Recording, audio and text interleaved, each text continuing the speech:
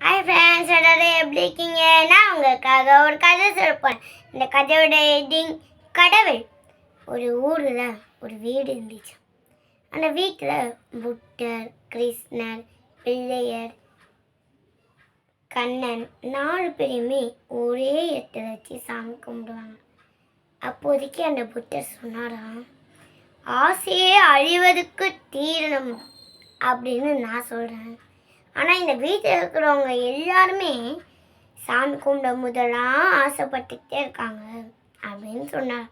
அதுக்கான கிருஷ்ணர் சொன்னாரா, ஆசைப்பட்டதானே ஏதாவது வாங்க முடியும், அவங்க ஆசைப்படுறதுனா எப்படி வாங்க முடியும் அப்படின்னு சொன்னாங்க.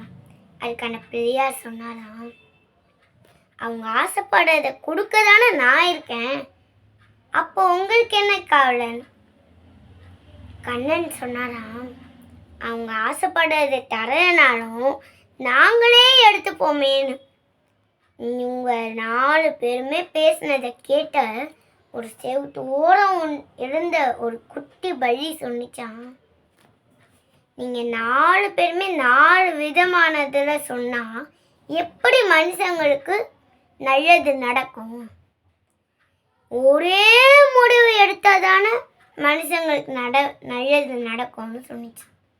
அவங்க 4 பேருமே யோசிச்சுட்டே இருந்தாங்க.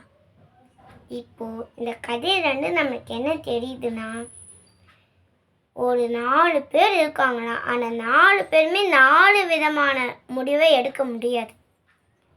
உதாரணத்துக்கு ஒரு பீரோ வச்சுக்கோங்க. அந்த பீரோவில் 4 பேர் தூக்கிட்டு போகிறாங்க.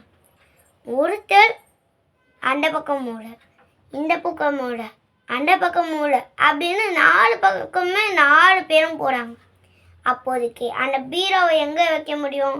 அப்படியே இடித்து தள்ளி தான் போக முடியும். அதனால் அவங்க 4 பேருமே ஒரே முடிவு எடுத்தால் தான் அந்த பீரோ ஒரே இடத்துல வைக்க முடியும், இல்லைன்னா வைக்க முடியாது. இப்போது இந்த வீடியோ உங்களுக்கு பிடிச்சிருந்தா லைக் பண்ணுங்கள், ஷேர் பண்ணுங்கள், கமெண்ட்ஸ் பண்ணுங்கள், மறக்காம பக்கத்தில் இருக்க பில்லையும் தட்டுங்க. பாய் பாய்.